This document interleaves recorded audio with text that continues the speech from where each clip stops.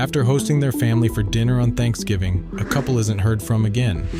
When one of them doesn't show up for work the following Monday, officers are called to their home and find a scene so shocking that many of them quit the police force after witnessing it. As detectives try to piece together what happened and why anyone could have possibly done such a thing, they reveal the despicable motives behind it all. This is the case of Joel Michael Guy.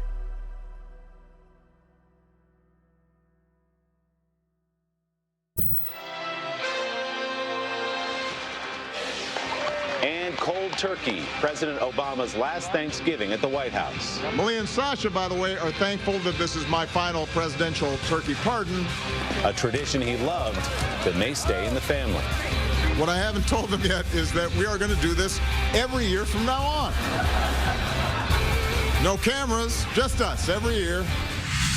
Thursday, November 24th, 2016, was Thanksgiving Day, the biggest family gathering event of the year for many people in the U.S. For one family, this was a particularly special occasion. Hosting Thanksgiving dinner that year were Joel Guy and his wife Lisa, who invited all of their adult children and their families to join them for dinner at their home in Knoxville, Tennessee.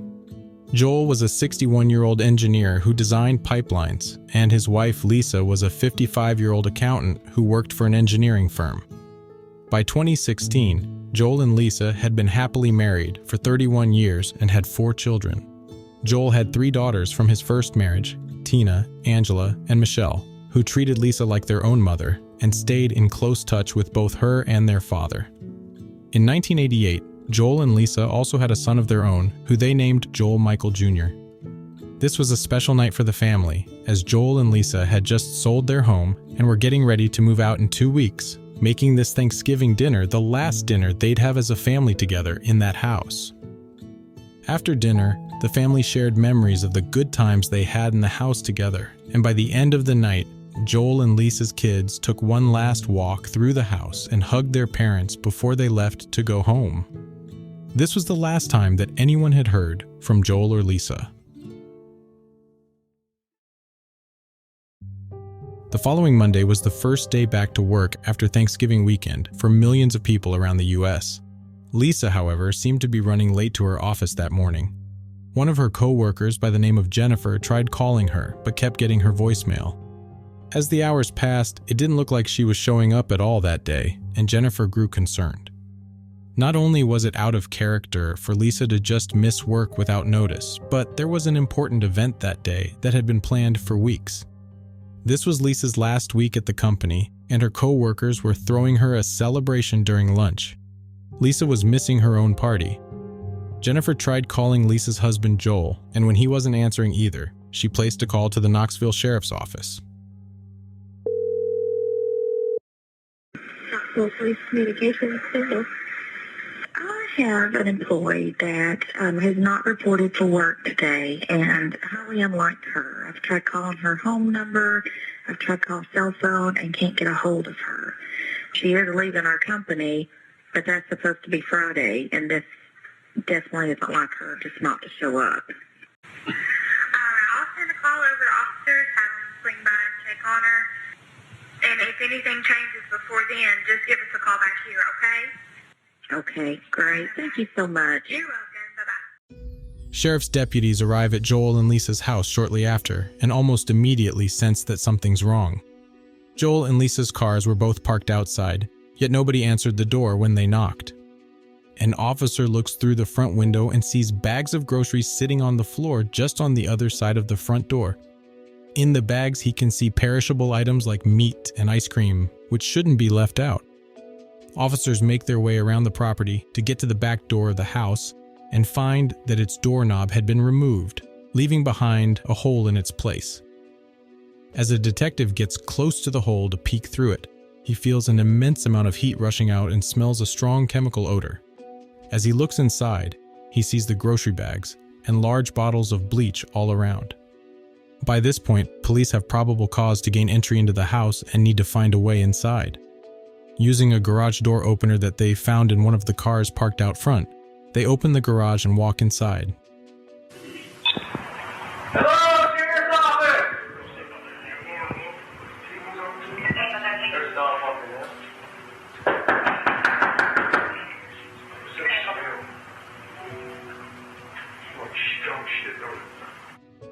They find dog feces all over the floor and can hear the faint sound of a dog desperately howling. Officers draw their weapons and announce themselves as they enter. Police Department, Sheriff's Office!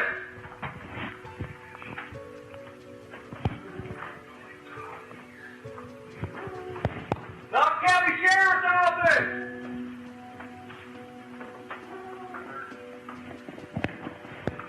Sheriff's Office! The inside of the house is scorching hot, with the thermostat set to its highest setting at 90 degrees and space heaters placed throughout the house, pushing it up to 95. The chemical odor was overwhelming. The officers would later testify that their skin became irritated from the heat and chemicals in the air. After clearing the ground level, they head to the stairs and start making their way up to the second floor. As they climb up the stairs, officers find bloodstains all over the walls and the carpet. They have no idea what they're walking into. As they clear the second floor, they enter one of the bedrooms and make a shocking discovery. That's what it looks like. It's your fucking hand. Get out now. I ain't cleared. We not cleared this. There's blood all over it, though. You want to? Can't back out. Inside the bedroom was a hand laying on the floor.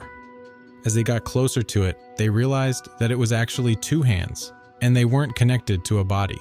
They were both completely severed. At this point, the officers realized they had just walked into a serious crime scene and make the decision to immediately backtrack out of the house so as not to disturb or contaminate the scene any further. Since they haven't yet cleared the whole house, they secure the perimeter around the property in case a suspect tries to flee the scene, as they wait for the crime scene unit to arrive and process it.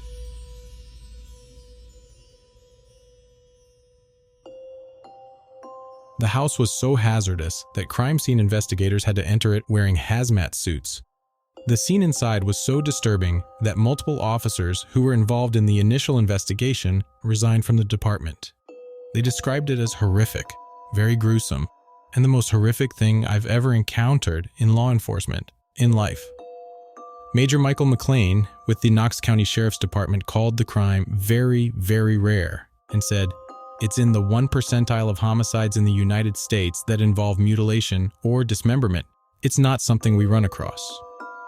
Crime scene investigators walked through the house and documented the scene. On the kitchen table were wallets, cash, and some heavy tools. On the kitchen floor were multiple bottles of bleach and other cleaning products. A large stock pot sitting on the stove was simmering with the stovetop still on. They lifted the lid very carefully, expecting it to contain a potentially dangerous chemical mixture, but instead, they found the severed head of what appeared to be a woman, which had been simmering over the past 2 days. Throughout the house, highly corrosive chemicals were found, which included muriatic acid, food-grade hydrogen peroxide, liquid fire, and Drano. Sitting at the top of the stairs on the second floor was a pile of clothes that seemed to have been cut off of someone's body using the scissors on the floor and a large blood stain on the carpet right next to it. Blood was splattered all across the walls. In the bedroom where the hands were found, there was another pile of clothes and multiple knives on the floor. Right next to the severed hands was a Bowflex workout machine that was found tipped over, with a large blood stain on the carpet underneath it, indicating that a struggle had likely taken place there. In the master bathroom was a garden hose connected to the shower head, and right next to it were two 45-gallon plastic bins filled with what police described as a diabolical stew of human remains. In each of those bins was a partially dissolved torso and severed limbs floating around in a homemade chemical mixture. All police know at this point is that someone had seemingly murdered 2 people and was in the process of dissolving their bodies in acid, but for some reason had to drop what they were doing and left. The number one priority for detectives right now is to find out who was responsible for this and catch them as quickly as possible. A Walmart bag was found in an upstairs bathroom containing medical tape and ointment, which meant that the suspect had probably sustained injuries. The receipt in the bag was from a Walmart located just 2 miles away from the house, the same Walmart where the groceries left at the bottom of the stairs were purchased. Using the timestamps on the receipts, police were able to identify the people who made these purchases. The groceries were bought by Lisa just 2 days before, which let them know that she was definitely alive that day and made it home with the groceries. The second receipt had a timestamp of 3:30 p.m. later that same day. When detectives looked over the footage of the purchase, they made a shocking discovery. The person who bought those items clearly had an injury on his hand, which was wrapped up as he was seen picking out medical supplies and scanning them at the self-checkout counter. Officers immediately recognized the man's face. It was the same person they saw in family photos all throughout the house, Lisa and Joel's son, 28-year-old Joel Michael Jr. The Knoxville County Sheriff's Office ramped up their investigation and teamed up with the FBI. They found Joel's license plate number in the surveillance footage from the Walmart parking lot and traced it back to an apartment in Baton Rouge, Louisiana, 600 miles away from his parents' house. FBI agents were assigned to watch his every move until police arrived the next day. On November 29th, Joel Michael Guy was arrested and charged with 2 counts of first-degree murder and 2 counts of abuse of a corpse. Police now needed to find out exactly what happened and why. In his apartment, more receipts were found, which led detectives to surveillance footage showing Joel's activities in the days leading up to the murders. 17 days before Thanksgiving, Joel was captured on camera at an Ace Hardware store in Louisiana, where he purchased some of the chemicals that were found at his parents' house. He then left the store and went to a Home Depot, where he picked up the garden hose, the bleach spray bottles, and a few other supplies, which were also found at the scene. He leaves the Home Depot and heads straight to a Walmart near his house, where he purchases the 2 large plastic bins used to dissolve the bodies in. A DNA test confirmed that the 2 bodies did in fact belong to Joel Sr. and Lisa Guy. It was now obvious that Joel had clearly planned to murder his parents long before Thanksgiving, but police still needed to figure out why. Fortunately for them, they were about to find a notebook in which he wrote down his whole plan in great detail, along with his exact motives for the murders, which prosecutors at his trial dubbed the Book of Premeditation. Over the course of Joel's 4-day trial, prosecutors laid out what led him to murder his parents, read out passages from his Book of Premeditation, and detailed exactly how the murders were carried out that day and why they didn't go as planned. Joel pleaded not guilty to all charges but filed a motion to receive the death penalty if convicted, opting to take the easy way out. Joel's sisters testified that growing up, he was very intelligent and was always at the top of his class. However, he reportedly treated people with arrogance, as he believed himself to be intellectually superior to them. This turned people off to Joel and caused him to become isolated from his peers, and even his family. His own sisters barely knew him, as he became more and more reclusive over the years and never really connected with anyone. He kept to himself and rarely ever left his room. One of his sisters testified that she wasn't even sure if he knew her children's names. He distanced himself from his family both emotionally and physically, and in fact, had insisted on being sent away to a boarding school. His parents complied and sent him off to the Louisiana School for Math, Science, and the Arts, almost 700 miles away from home. After graduating from there, in 2006, Joel enrolled at George Washington University, where he pursued an undergraduate degree, but ended up dropping out after just 1 semester and stayed home with his parents until he decided that he wanted to become a plastic surgeon. He enrolled in Louisiana State University and moved into an apartment in Baton Rouge, 600 miles away from his parents' house. He spent years trying to earn his degree while his parents paid for all of his expenses. To put that into perspective, tuition in Louisiana State for out-of-state students comes out to almost $30,000 per year. And that didn't include his rent, car payments, insurance, and the rest of his bills and living expenses. Lisa's friends said that she worked tirelessly throughout the week, only to give her son virtually her entire paycheck, so that he could focus on his school and not have to worry about money. This went on for many years, and by 2015, after spending 10 years trying to earn a 4-year college degree, Joel had finally dropped out and had nothing to show for it. At 28 years old, Joel had never worked a day in his life, had absolutely no ambitions or plans for his future, and was entirely dependent on his parents for money. Despite this, his parents continued supporting him, until one day, Joel Sr. suddenly received some bad news. When he went to work one morning, he found out that he had been laid off from his job. At his age, the chances of Joel Sr. finding another job were slim to none.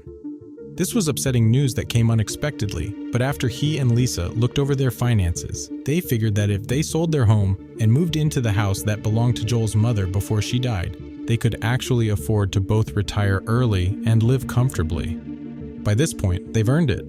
Joel and Lisa have worked hard for decades, providing for their family and raising their 4 children. Their daughters all had families and children of their own, and they did all that they possibly could for their son and more. Joel Jr. was a grown man now, and it was time for him to find a way to stand on his own 2 feet. Joel Sr. renovated his mother's house to get it ready to move into and put his house up for sale. By Thanksgiving of 2016, the house was sold, and he and Lisa were just 2 weeks away from handing the keys over to the buyers and moving out. Their Thanksgiving dinner also served as a family celebration for their retirement. Joel appeared to be taking the news a lot better than expected. He rarely ever joined his family for Thanksgiving, but this time, he insisted on coming over. This is when he started plotting his evil scheme in his book of Premeditation. His motive was clearly spelled out. Joel knew that his mother had a life insurance policy worth $500,000 and that his father was the sole beneficiary. He wrote, quote, "With him missing/dead, I get the whole thing." He also wanted his parents' assets and wrote out a list which included their 2 homes, multiple cars, and a boat, along with an estimated value for each. On another page he writes, "Money, all mine, $500,000. On that same page he writes, "Get killing knives, multiple, get carving knives to make small pieces, get a sledgehammer, crush bones, bring blender and food grinder, grind meat." The meat grinder was found in the trunk of his car after he was arrested. He also wrote a reminder to bring a gun just in case. The rest of the page details how he planned to dispose of their bodies. He planned to dissolve them in an acid mixture in the plastic bins and, quote, "turn up heater as high as it goes in order to speed up their decomposition." He then planned to get rid of them from inside the house by pouring them down into the sewage so that there won't be any trace of them left behind. He also bought a sewer line cleaner in case he flushed down chunks that were too big. He would then spray the house with bleach, then either flood the house or burn it down to destroy any remaining evidence. His plan, however, wouldn't turn out the way he expected. After Thanksgiving dinner, Joel's sisters left while he stayed behind at his parents' house, waiting for his opportunity to strike. By Saturday, 2 days after Thanksgiving, Lisa went to Walmart to buy groceries, leaving Joel and his father alone in the house. Prosecutors believe that while his father was exercising on the workout machine, Joel caught him off guard and stabbed him with a large knife multiple times in his upper body. His father fought back, leaving Joel's hands wounded from the blade, but he ultimately succumbed to his injuries. Joel Sr.'s torso was found with 42 stab wounds, one of which still had the blade that was broken off of a knife still lodged inside. As Lisa walked back into the house with the groceries, she was lured upstairs by Joel, where she was also stabbed to death. He stabbed his own mother 31 times with so much force that he severed 9 of her ribs in the process. Joel now had to carry out the rest of his plan with significant injuries on his hands. He first drove down to the same Walmart his mother had just returned from and bought the tape and ointment to treat his injuries. He then returned to the house and started processing his parents' bodies. His father's legs were severed at the hips and his arms were cut off at the shoulders.